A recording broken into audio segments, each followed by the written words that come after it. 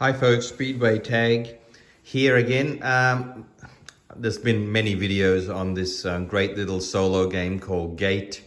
So I'm just going to add my 2 cents worth to it for what it's worth, which I just said is 2 cents.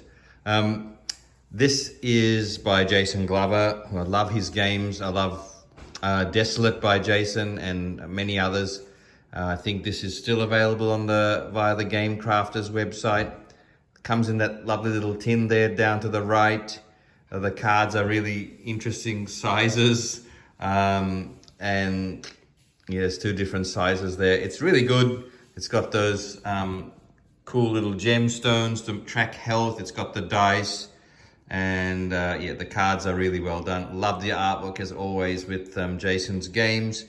Just briefly, the theme here is you are the leader of this quaint little medieval town, but it's under attack by creatures that are pouring out of a local mine that's gone nuts around your area. And so we've got to get the citizens to overcome their fear, to be ready to attack, to repel these creatures. And there are parts to our city which are represented by these 3 cards: the farm there, the gate, and the tower.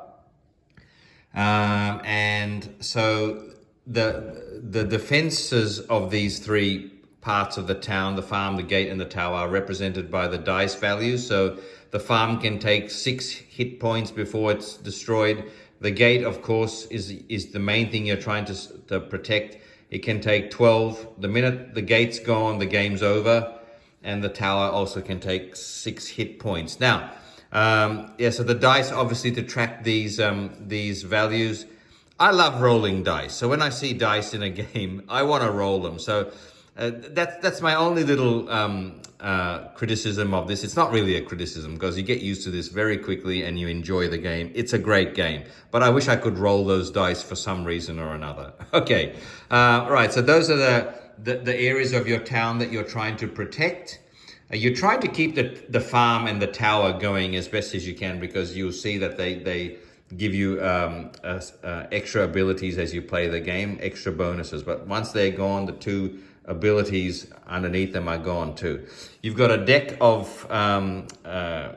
villagers and various people who live in your town. And so there's a deck here. The top card's revealed. He's available to buy, and so are these 3. So that's like a little market where you would be hopefully enlisting support of these people to come into your deck, which is down here. It's a deck builder, so you want to get your deck working as engine-like as best as you can. Up there is the wave of monsters, 3 waves, wave 1, 2, and 3. They get worse as you go along, obviously. That's a deck of hero cards, which are like super citizens that are one-time use, which will really give you a little bit of a spike in the arm in terms of getting things done against the creatures. There's a beautiful little tin that it comes in, Gate. And the way the game goes, okay, it's a solo game. Remember, the first thing you're going to do on your turn, you're going to advance the enemies.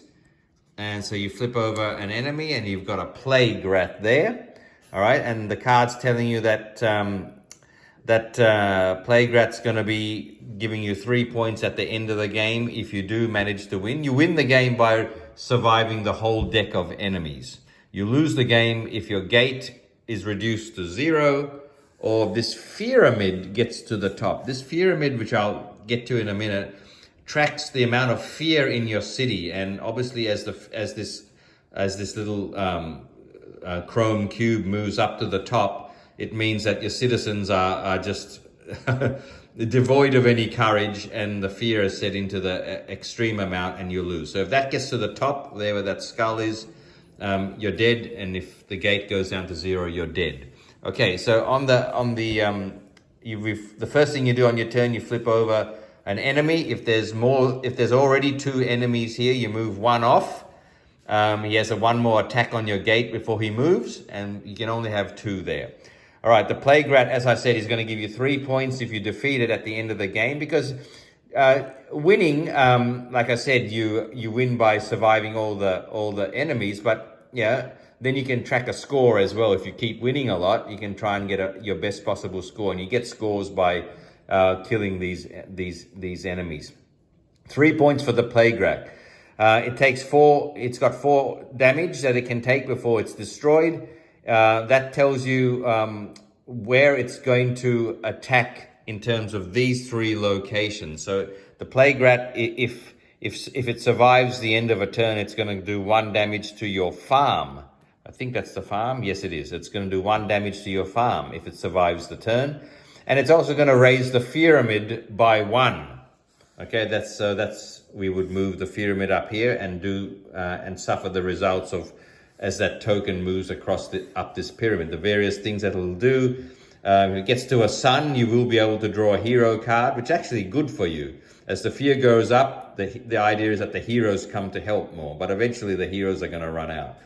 If it lands on some of these other things, you'll lose a damage to the farm, a damage to the tower, a damage to the gate, and then game over if it gets to the top. So that little section there is the enemies doing moving the fear of the town up, and you would move your pyramid up. Okay, so that's our first step in our turn, is to the enemies advance. So we reveal a new enemy card. The next thing you do is you look at your deck and you draw 3 cards. I've only got 3 in my deck at the moment, so I'll draw all 3 of them. And these are your cards. These are the people that you're going to use to get the job done here. And there's lots of various things that you can do.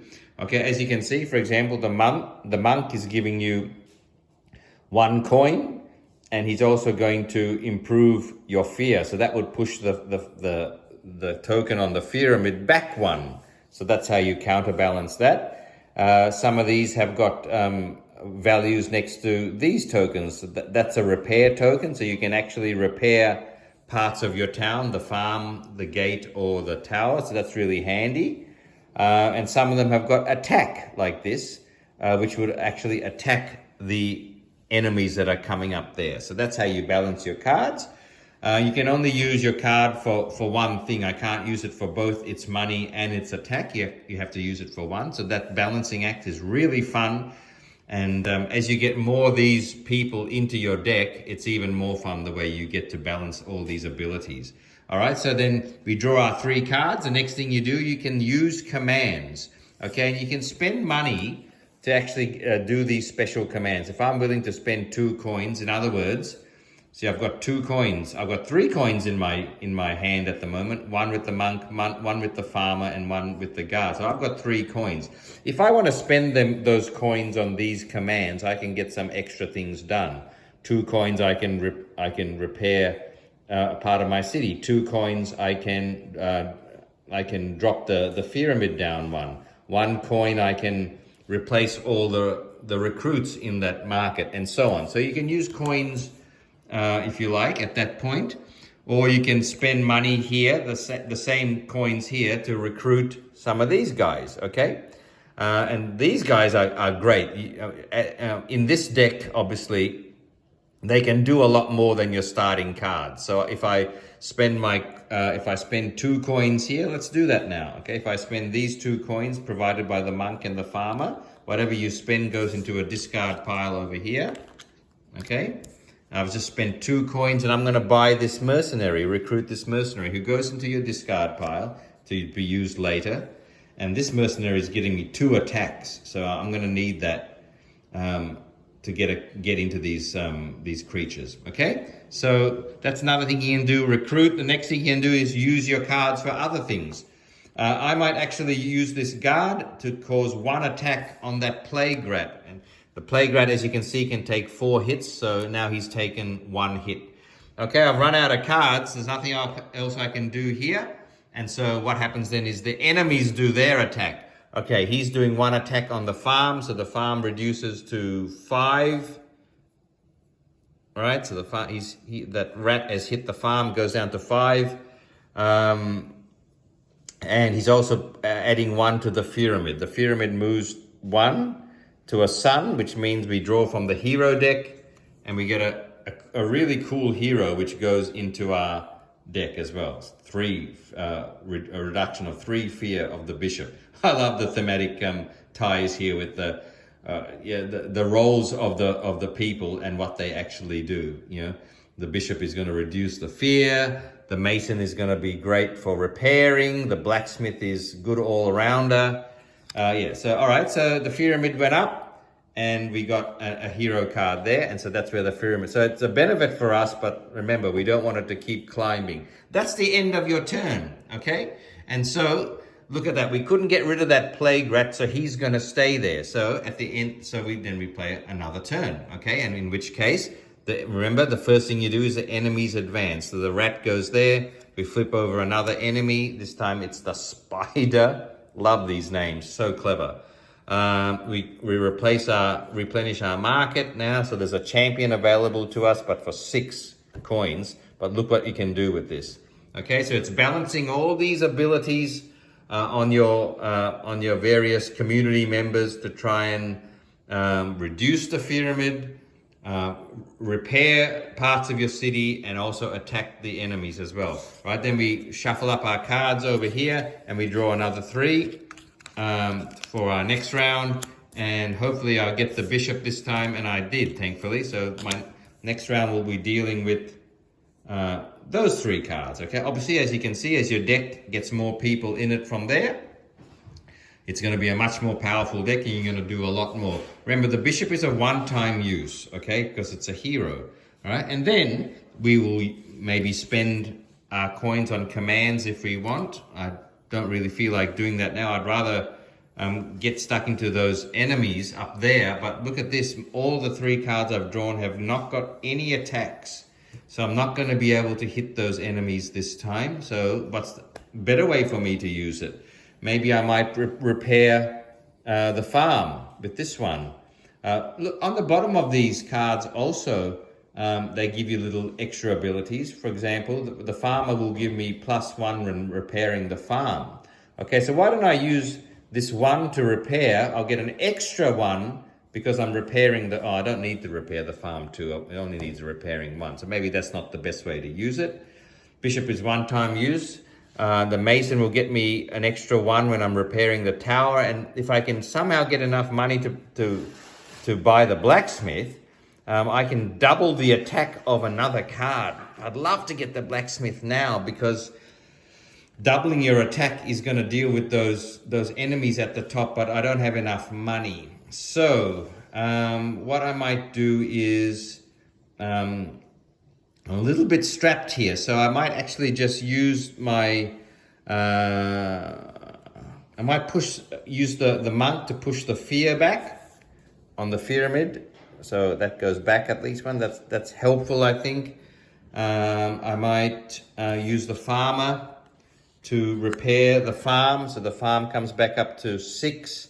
All right, and then unfortunately I've got a one-time use bishop, a hero, which I'm not going to really be able to use, which gets discarded. That's really bad play, so don't play like that. All right, and then the enemies would attack again, so the rat would deal another hit on the farm, another pyramid, which will move the cube here, which will require me to take another hero, which is really good.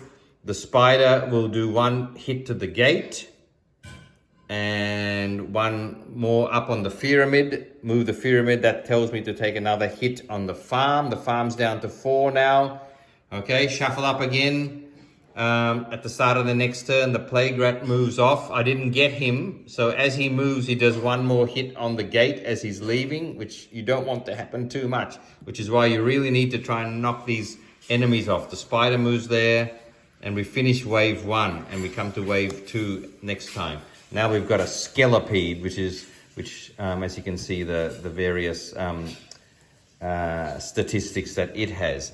And then I draw up another 3 cards here. I've got a mercenary, I've got a guard, and hopefully I can draw I've drawn the traveler. So now I've got a lot more to do here. I've got 4 hits here. If I use all these guys for hits, I can actually kill that spider. Okay, so maybe I'd use the mercenary and the guard. Yeah, look at this. It also says the one-time use on the traveler means I get to draw 2 more cards. So I get to have 5 cards out here to to decide how to best utilize my statistics. Or maybe I should buy more people, or maybe I should just hammer some of these creatures with what I've got. That's how Gate goes. It's a constant balancing of these values in your town with spending money to get more community members, looking after the enemies, and hopefully surviving until you get to the end of the deck. When you get to the last two enemies, they stay there until you defeat them or you die. Okay, so I love the heroes, the one-time use heroes. They are super helpful. You really feel like you've got a chance with them in your deck, even though they're just one-time use. I love the way this pyramid moves up in that direction, and you can push it back with your community members and your recruits whenever they've got a 1 here next to the fear. So you've got ways to mitigate that pyramid going up. It's a really nice experience. You can really immerse yourself. There's a lot of cards there. There's a lot of community sort of recruits, members of your town. The other creatures are really cool. Like you've got Gravelord and Abomination, Death Guard, Rat Lord. All of these. The purple artwork looks really good. Love the Dark Priest. And there's Gate in a nutshell. I hope you can get a copy of this. Most of you probably do if you're into solo games, because this is proven to be quite popular. But I just wanted to add as I said, my 2 cents worth to this game. Okay, see ya. Thanks for watching.